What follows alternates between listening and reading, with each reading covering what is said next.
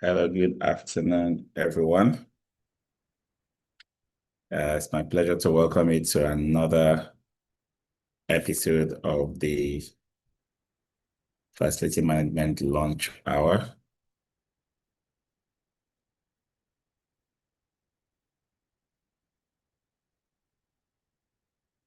We had a bit of a technical challenge setting up, but we're live now.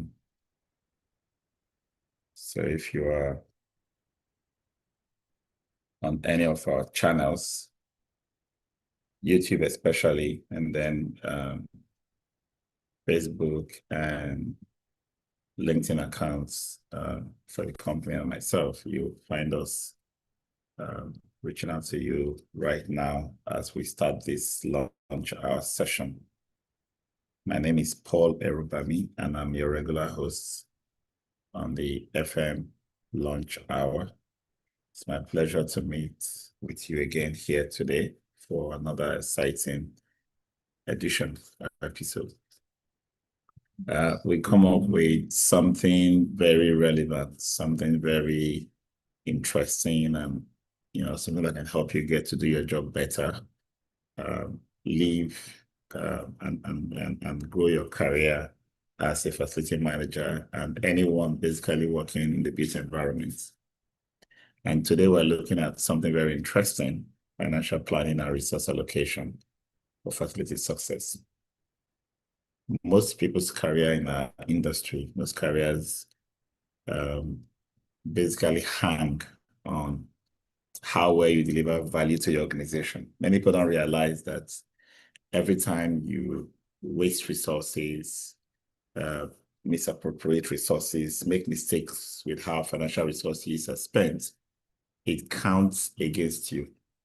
Even if you're not fired for making such blunders, organizations know that you have been wasteful.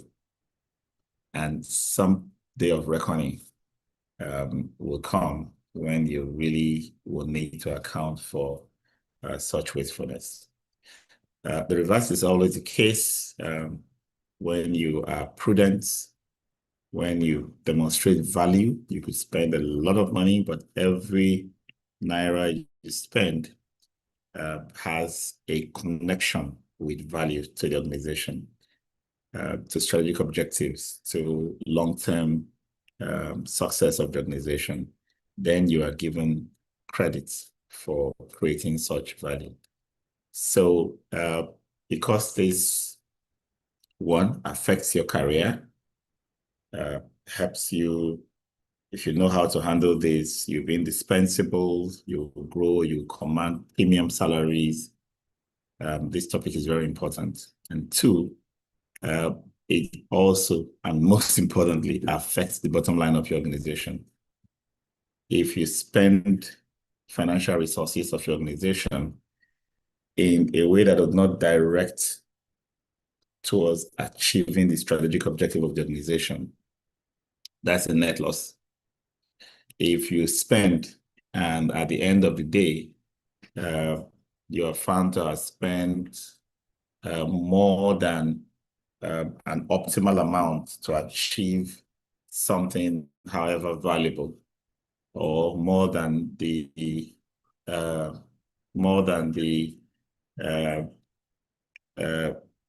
minimum cost for a specification, then you too will also have been negligent, and that would count against you as an individual and work against the organization's bottom line. So for those organizations that are very profitable today, the FM function, department, units, business units, division have been very effective at managing costs, delivering value, demonstrating value, and achieving the results that help the organization achieve its long-term goal. So effective financial planning and strategic resource allocation are essential for ensuring facility operations run smoothly, stay within budgets, and support long-term organizational goals. Before we dive into this in more details, I would like to announce that the admission into the current class, the FM Mastercraft Diploma second batch of 2025, which is the batch 24 from inception, has closed. And we are now recruiting for the August batch. So if you missed out on joining the current class, now is the time to take a position in the final batch for the year 2025, which is batch 25, starting in August. And we look forward to, everyone who's, interested in advancing their careers, switching into facility management, or already in FM, but really needs to make a statement or take a stand as a professional in the industry. Max-Migold is a front-runner in facility solutions provision. So we don't just provide training, we provide solutions. We help you solve your energy consumption problems through energy monitoring systems. We help you manage your workflows, streamline your workflows, and reduce and remove waste through technology solutions, including software, CMMS, that's the computerized maintenance management system or the computer-aided facility management system. We help you manage your assets, every asset, both movable and fixed assets in, whatever locations they are, give you visibility through asset register, asset tagging, and asset tracking services that you can use to manage life cycle management of your assets. We provide recruitment and manpower services for FM-related projects and operations. We are your front runners when it comes to training. We are known extensively in the industry as the producers of the FM Mastercraft Diploma, which is the biggest thing to have happened to training coming from our region of this world.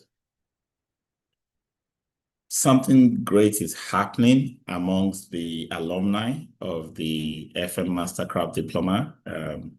For those who are wondering what the alumni is, it's a body of almost 1,000 people who have taken the FM Diploma in the last few years and formed into a professional association that is the largest active professional body of facility managers in the African continent today.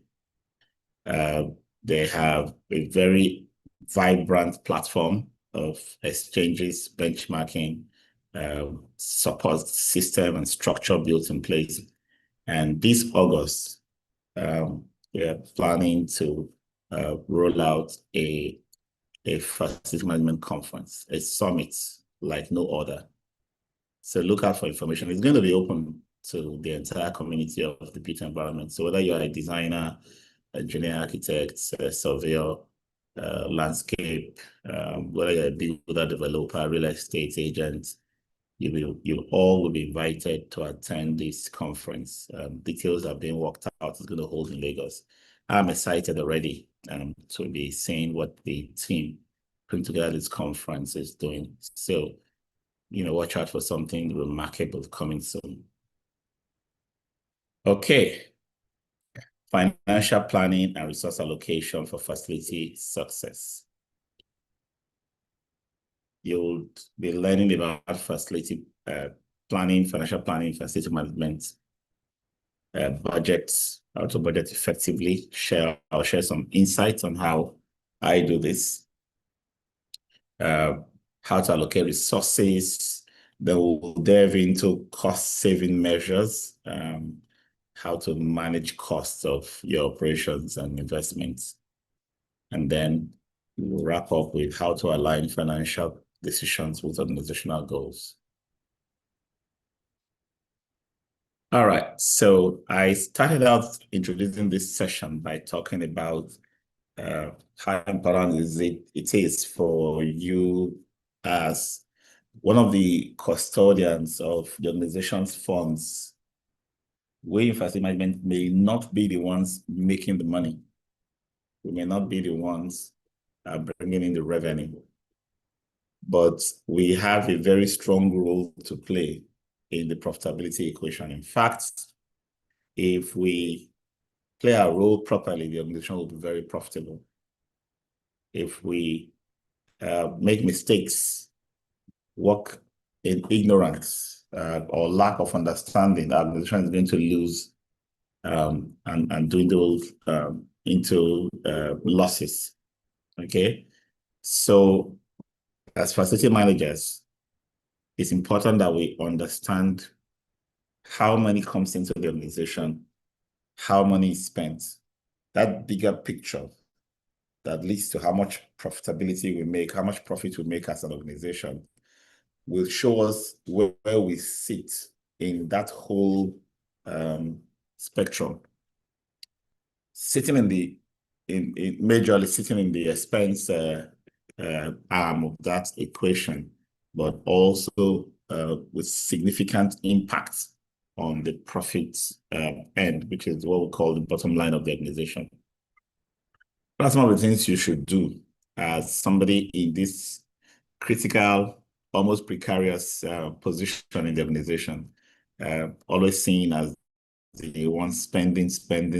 Everything you need to do requires somebody to give you money, right?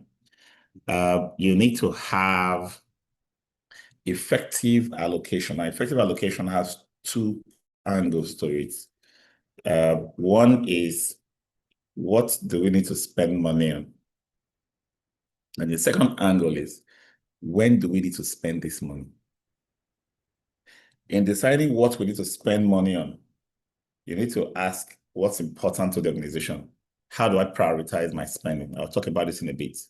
But then the second angle to this, which is, when do we need to spend this money? After we have sorted out the first arm of this conundrum, is when, because that affects cash flow. Organizations make money in certain patterns. There are seasons. There are years of highs and periods of lows for every organization, right? There are customer patterns of payments. There are different things that helps, determine how much comes in at different times. The FM cannot be oblivious of this. You must know when. So what and when are two big questions we'll be answering today. But it's not just enough to know what we'll spend money on.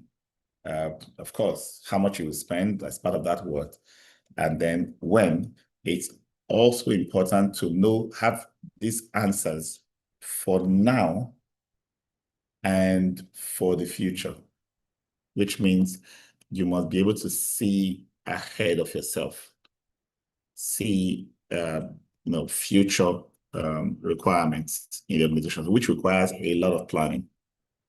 Okay. So proactive planning is one of the first principles you must adopt as a facility manager. Sometimes you have not planned ahead.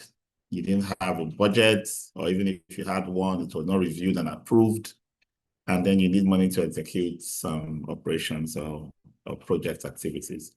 And you go in that merry-go-round and spins and all kinds of conversations before you can get the money.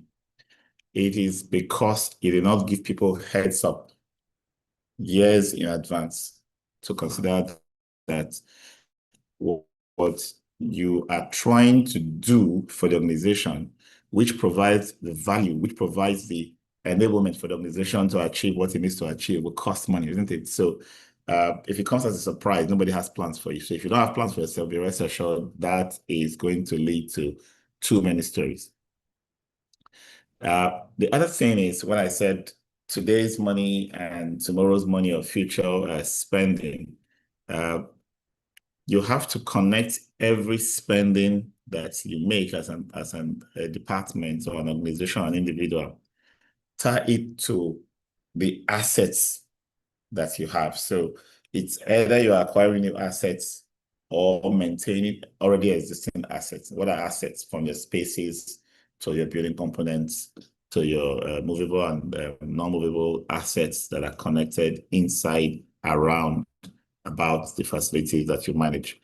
Now, if I'm going to spend any amount, and the amount is not going to be, if it's going to be connected to a new asset coming in, then of course it has a reason. I've created a justification, right, for that new investment. That's a capex.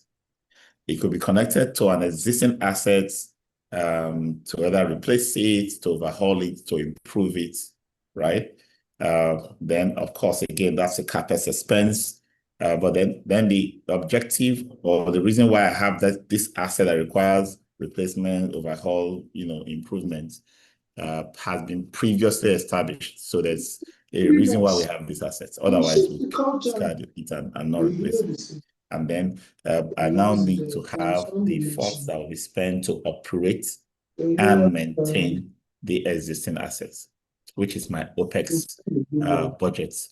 In planning for these three types of expenses, both for now and the future, I need to have a life cycle management mindset.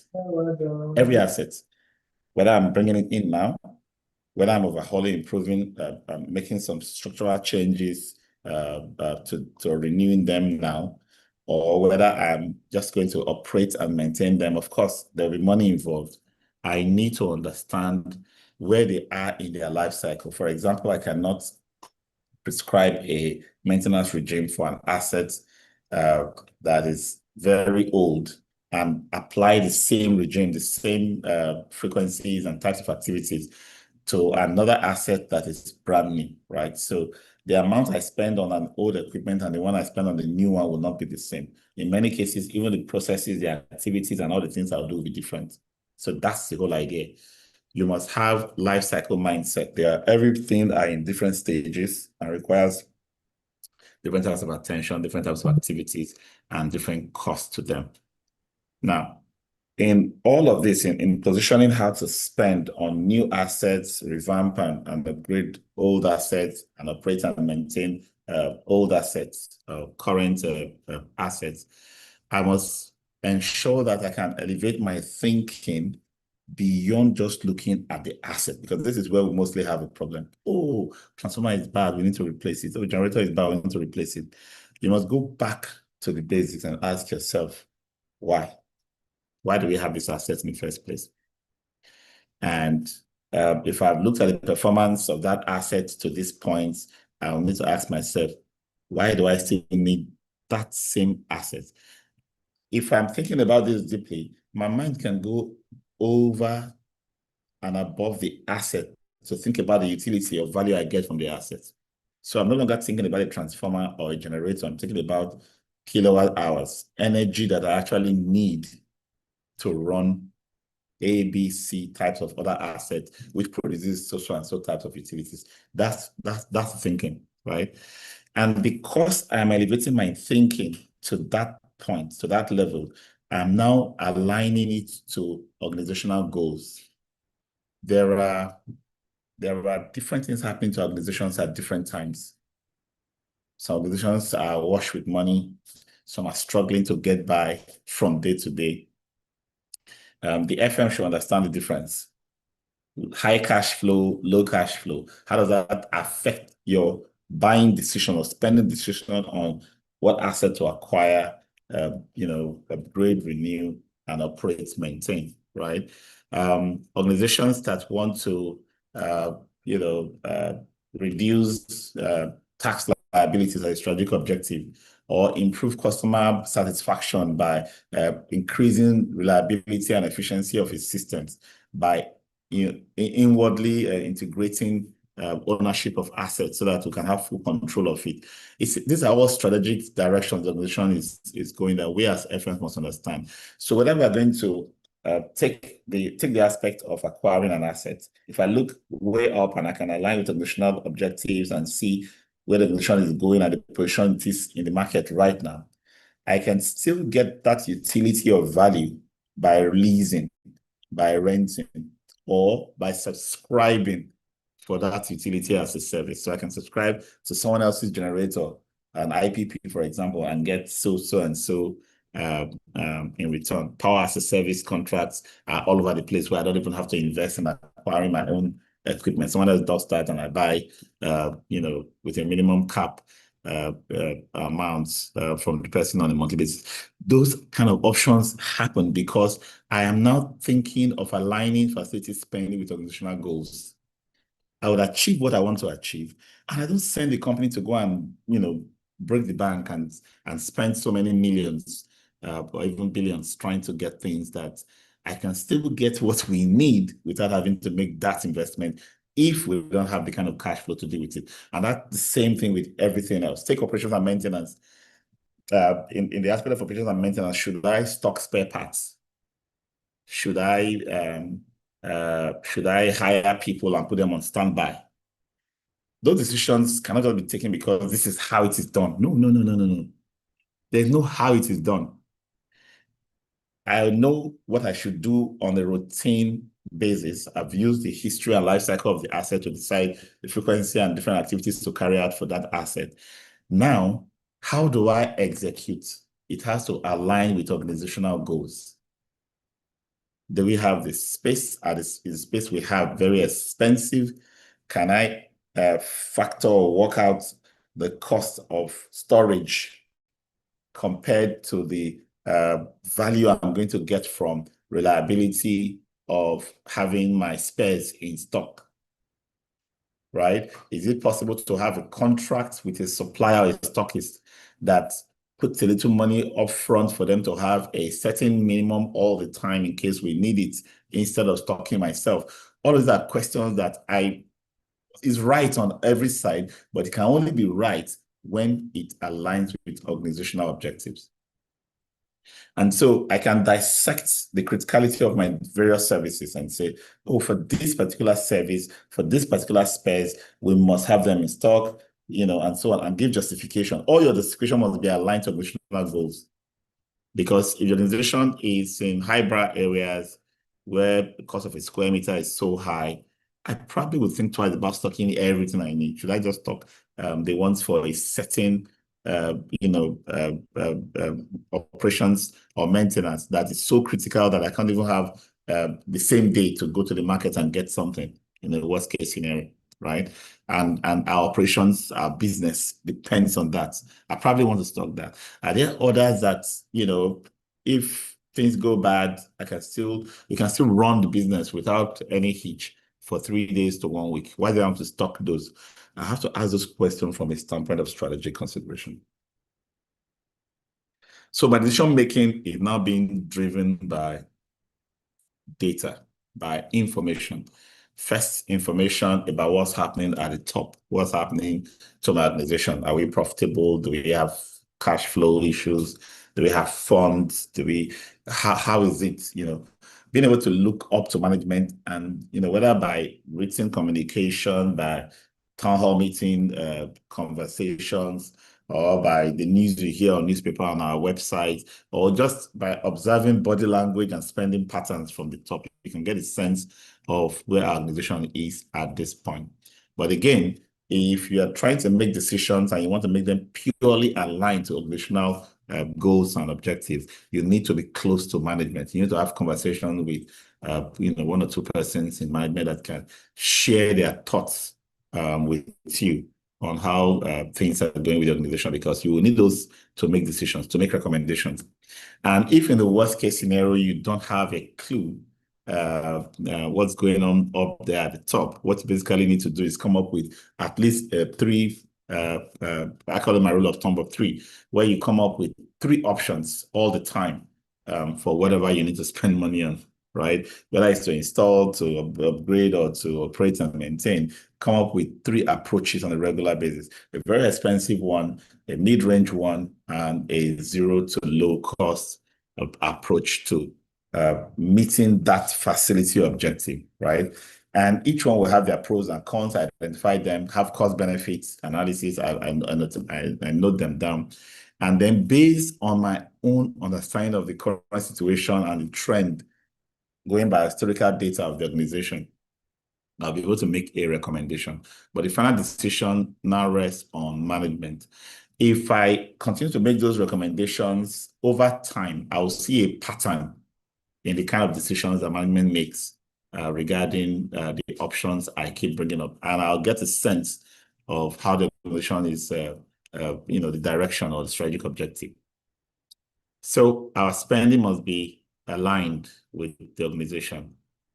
Our budget decisions must support the core business goals. We don't run any side business within the organization. Our job is to oil the wheel of the core business. We are the strategic enablers of the core business. And because of that, we cannot have an agenda. Our budget decision must support the core business goals. Enables smarter investment in infrastructure and upgrades, supports cost-effective space and resource utilization, builds accountability through measurable financial outcome. And this is very important because if I get analytical, become smart, take better decisions, save costs, can I, can I visualize my impact on the bottom line? Oh, company made 109 million this year, and all kinds of reasons are being adduced for why that 209 million is a good money, it went up, or it's a bad one, it's a poor year for us, and so on and so forth. But me as an FM can go back to all the things I did and ask myself, how did I contribute? Could I have, make 109 turn to 119, which is 10 million more if I had saved XYZ? Or did I actually save ABC? And, in this 109 million they are announcing, I can save my 6 million that I saved, while achieving what I plan for the organization in there. Okay, so how do we operationalize or implement this? We need to create and operate two different types of budgets. Okay.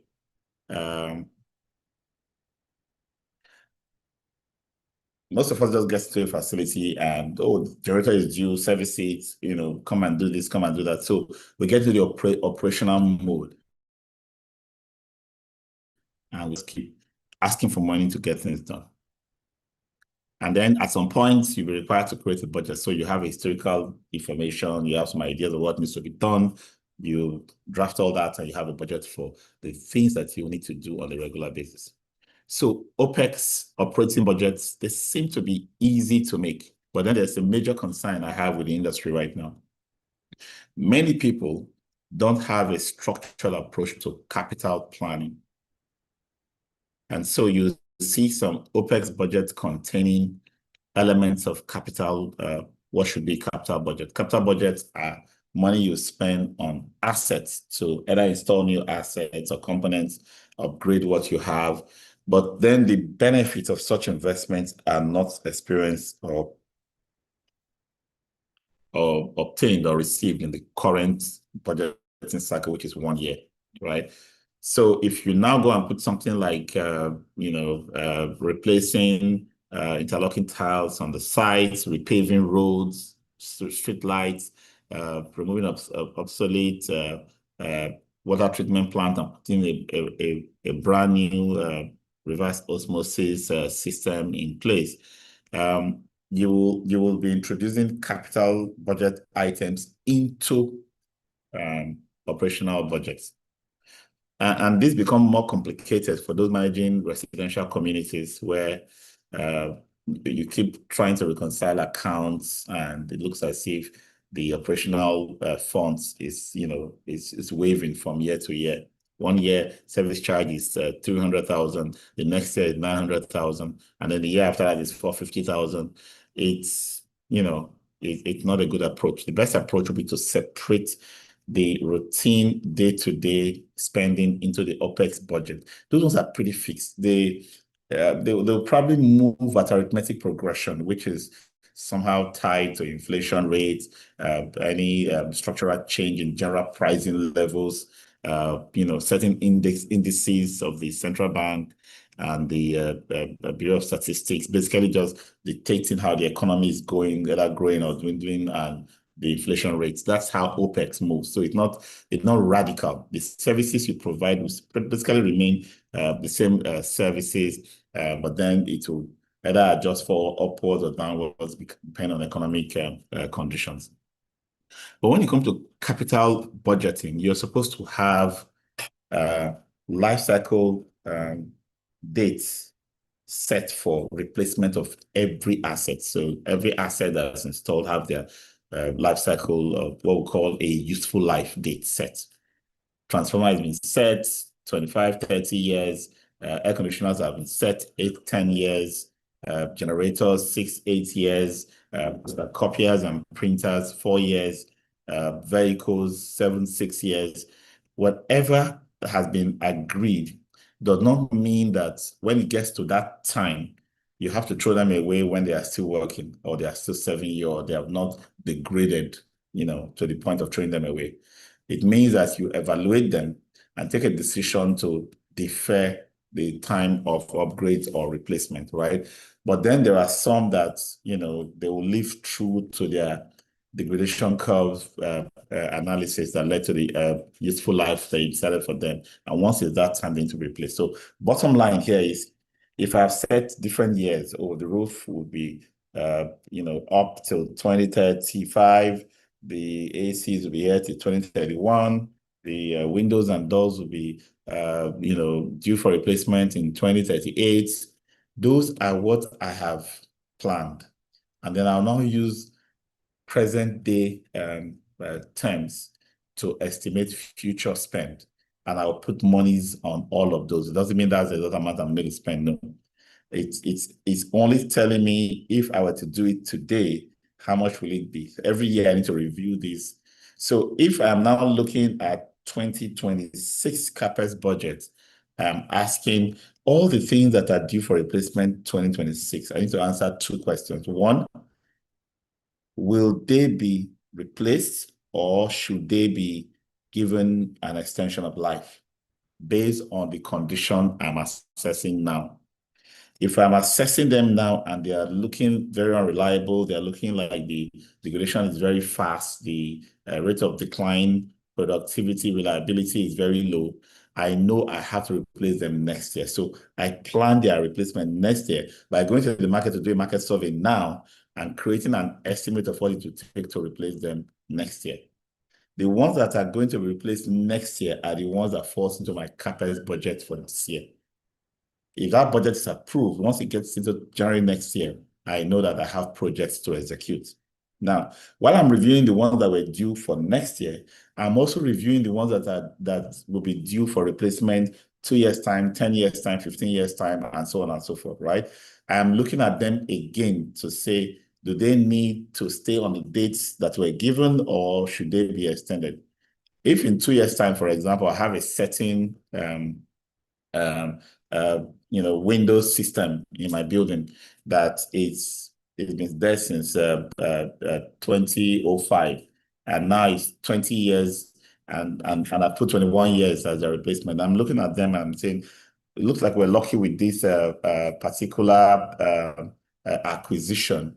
Next 2 years rather, they will still be in very good shape. Can we extend the useful life, what we call now the remaining useful life, by another 2 years? So instead of having 2027 as the year for replacing those windows, I can add 2 more years or 3 years and say, change those dates to 2030, because these ones from my assessment right now. Now, I've changed to 2030. Doesn't mean that I'm not going to do an inspection again next year. When I'm doing my CapEx planning next year, I'll still have to inspect them again and inspect everything and decide whether to leave them in the year I've set for them or to extend their years. But the bottom line is I'm doing 2 things. One, I'm reviewing the items for next year, deciding whether they should be done next year or they should be given more life.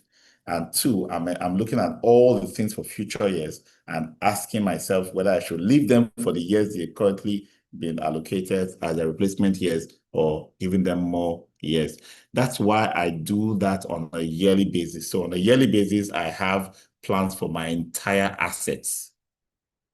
Those that are going to be replaced, upgraded, overhauled next year are the ones that goes into my CapEx budget now.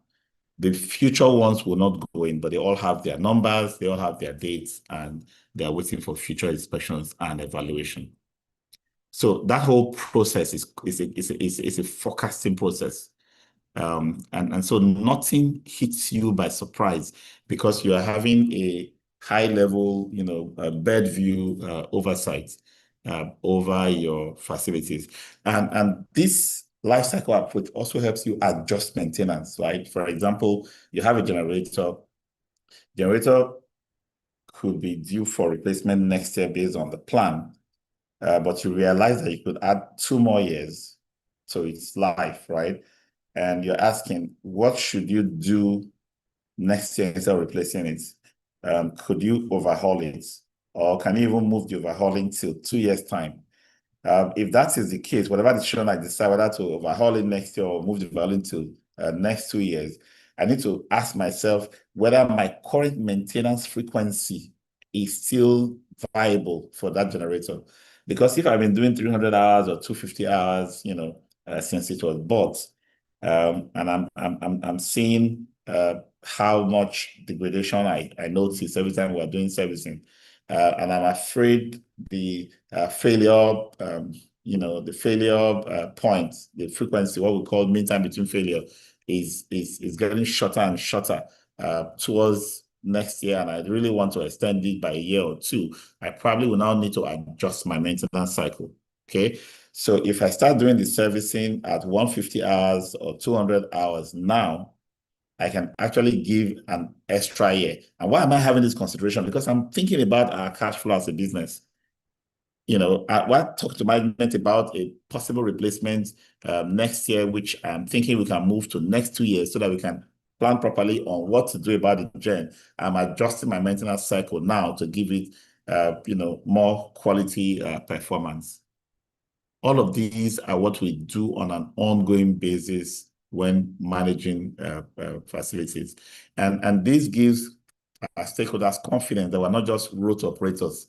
We're not people that just wake up and do things. No, we have plans. We have strategies for doing everything that we handle. And then, after you've forecasted, you will start seeing some things will fall in place just as forecasted, and some items will not. Some will deviate completely from forecast. And for example, something I thought would be due for replacement in 3 years' time, and all of a sudden this year is gone gaga. Everything is going upside down. I can't even push it till next year. Now, whatever measures I take to either overhaul it or replace it next year earlier than the 3 years I have in mind, I need to document what I previously forecasted versus what actually happened.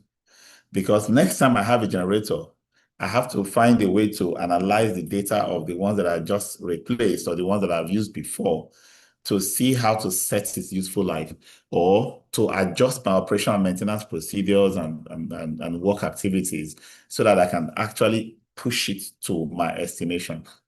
Either way, the data that I'm putting together, the history I'm generating is going to help me make better decisions in the future. When it comes to spending as facility managers, sometimes we spend before thinking. Prioritization is a big, big issue. I've seen facilities where, we've taken care of aesthetics, painted the whole place, revamped furniture, upgraded the interior look and feel, only to find that galvanized pipes in the walls are creating frequent leaks that we have just been patching and coping with. And nobody has, thought about replacing the entire piping network, either by ignoring the ones in the walls and running a new surface line or some other means of piping so that we don't have these continuous, leaks from different points in the building that will eventually mess up the aesthetics, finishing and tidying up and painting that we've been doing frequently. So prioritize.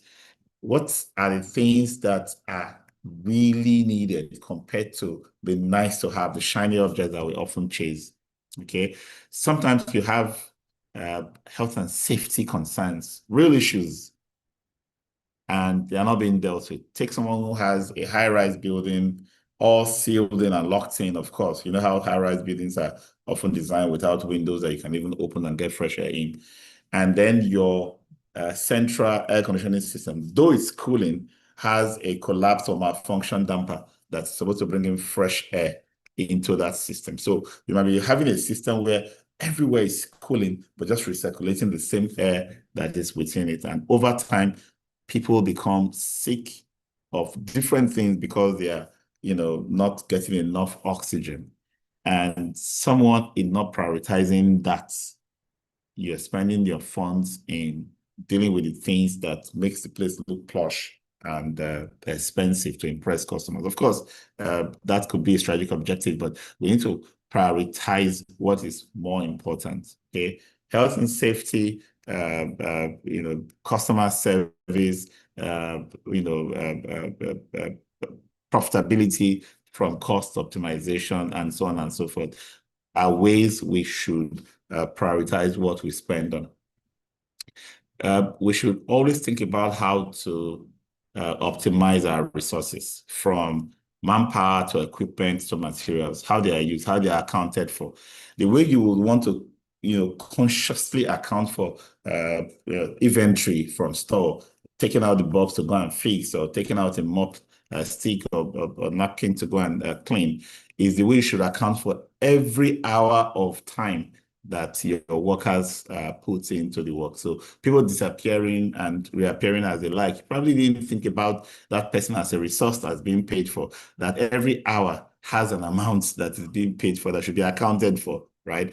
So it's important that we are able to optimize resources. You could use scheduling tools to track, movements and how work orders are being implemented. Just the same way you want to have an inventory management system that helps you track how materials is used from your store. So let's talk about expense reduction. I know this is one aspect that your management will be very interested in, because if you know how to reduce costs, it's psychology is that if I reduce cost, of course, I'm improving the bottom line by increasing profit, because I'm not spending money that I shouldn't have spent. This is one way you can show value very rapidly, very quickly. Show value to your organization that I'm adding value by reducing costs, especially unnecessary expenses, especially expenses that is being paid for services that you are not getting absolute or specified utility back to the organization. Number one, implement preventive maintenance to avoid costly breakdown and extend asset life. Preventive maintenance is by far a lifesaver for facilities, especially for critical assets, that their uptime and reliability is what the organization depends on for its livelihood and for the kind of funds it gets from its customers, right? Preventive maintenance will be your best bet to keep it up and on and running. Imagine a bakery having an unreliable oven where sometimes production collapses. They can't produce, or everything goes bad because the oven packs up and they can't fix it well before the dough collapse, right? Or you have a hospital where critical equipment, X-rays, CT scans, and other equipment, either you don't have power to run them, or their maintenance is so bad that you have to fix them every time you need them, for example. A lot of things can prevent your organization from achieving its revenue targets, depending on how your understanding of preventive maintenance and how you can implement it to keep things running. That's the whole idea, keep things running. Adopt energy saving. Energy is a big cost element now for us, for all organizations. I don't think there's any organization right now that's not feeling the pinch of energy, consumption, with the almost complete liberalization of the energy sector, removal of all forms of subsidy. We are beginning to face reality with the cost of energy, and we need to know exactly where every naira spent on energy is going. So from micro level monitoring of energy at every circuit to know what is consuming what, all the way to being able to understand how the assets you are managing or operating are adding value to the organization.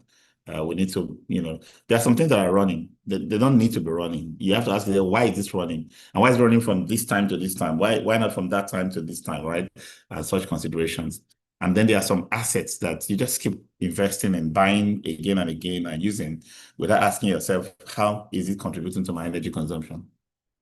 Negotiate vendor contracts for better rates and performance-based agreements. This is one area where we seem to be blinded, completely blindsided. The contract says you pay so much, but it does not break down what that payment is for. So you really can't pin every naira to something. So if there is subjective level of performance or execution of the contract, you still feel under obligation to pay the full money. But if that contract is well broken down to the point where you can track performance per line item and actually make it, so flexible that you can pay for what you actually get out of that contract, two things will happen. Contractors will do better. Vendors will work harder and work better.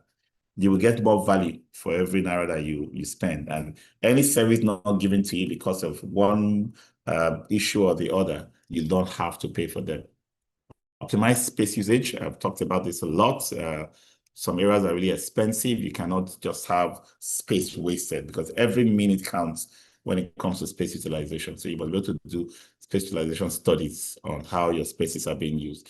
And then reduce waste and efficiency by standardizing processes and leveraging automation.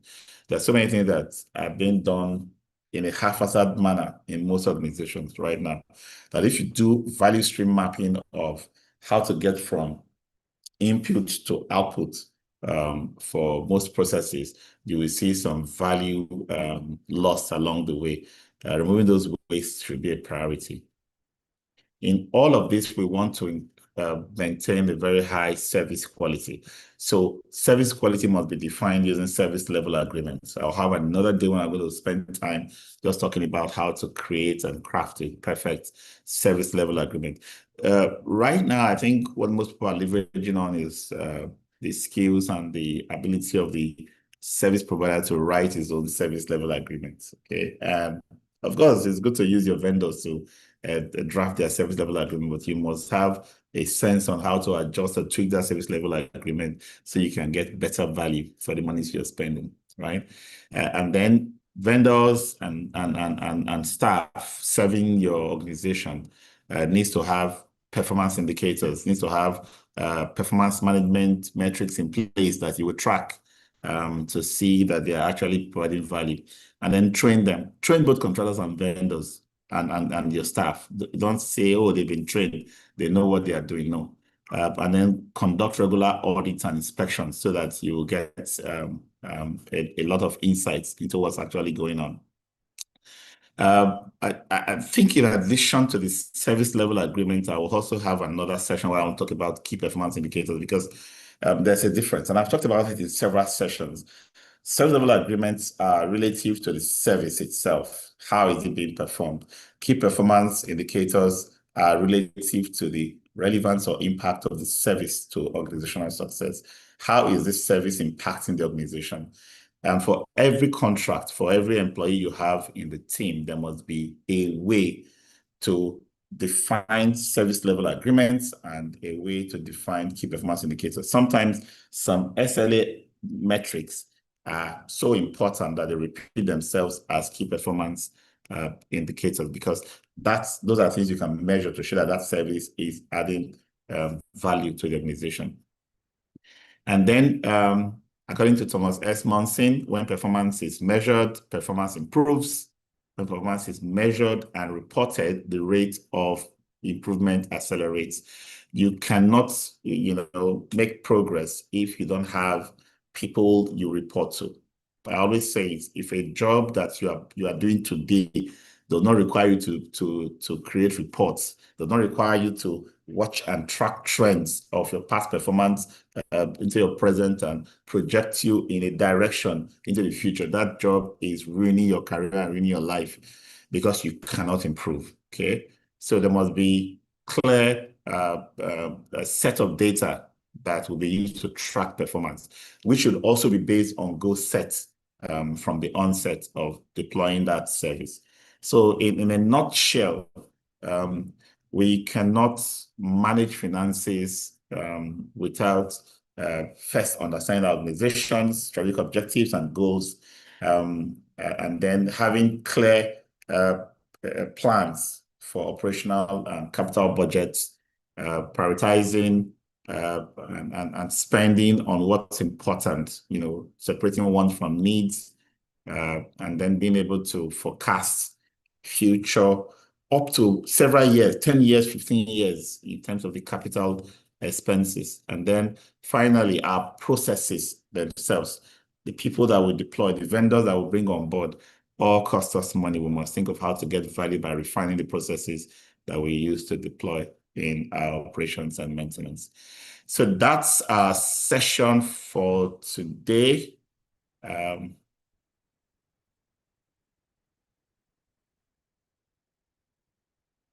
So you see, it's not just, we're not trying to make you accountants or something, but we're just trying to ensure that you can speak and act and play the role as strategic enablers of your organizations, providing value to the organization and being able to contribute to its achievement of its success.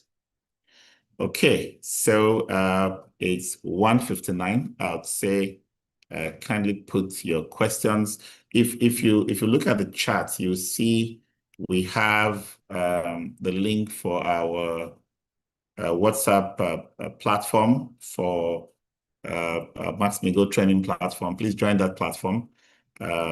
We also have a Telegram group. We have a Facebook group, and you can find us in LinkedIn, Max-Migold, X, formerly Twitter, Max-Migold, Instagram, and Facebook. You can connect with me, Paul Erubami, on LinkedIn. I'll always, I'm an open networker when it comes to LinkedIn. I have more than 28,000 connections on that platform. So join me there, and you will be tagged, automatically see my daily updates, my tidbits I share on a daily basis. My whole career, my life is dedicated to making better professionals in our industry. And I live and breathe that on a daily basis. So engaging and connecting will do you a lot of good. And if you have facilities related challenges, energy, assets tracking and management, training requirements, technology requirements, please do not hesitate to reach out on any of our social media. But if you want to contact me directly on WhatsApp, my official number that you can reach me on 247 is 080-220-20122. 080-220-20122. That's how you can reach me. Until we'll come together again next week, Thursday, I would say thank you for being here. It's because of you I'm doing this, and I'll keep doing this for as long as you keep coming every Thursday. Please invite your friends, like and share our pages, connect with us, and make our posts go viral every time we put something useful for the industry. Thank you, and have a good rest of the week. Bye-bye.